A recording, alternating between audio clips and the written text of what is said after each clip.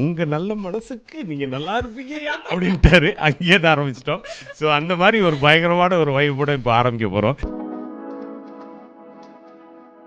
உசுப்பத்தியே இப்போ பேரை மாற்றிட்டீங்க, make travel ஈஸின்னு.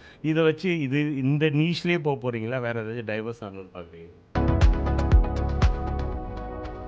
நாங்கள் இப்போ இந்த ஒரு 12 கண்ட்ரி ட்ராவல் பண்ணோன்னா அவ்வளோ அவ்வளோ நாங்கள் லேர்ன் பண்ணியிருக்கோம். ஸோ அது அந்த இன்ஃபர்மேஷன் எல்லாமே ஏகப்பட்ட இன்ஃபர்மேஷன் இருக்குது.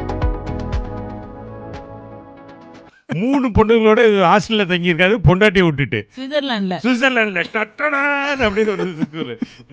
அடி வாங்கிங்களே இவர்கிட்ட.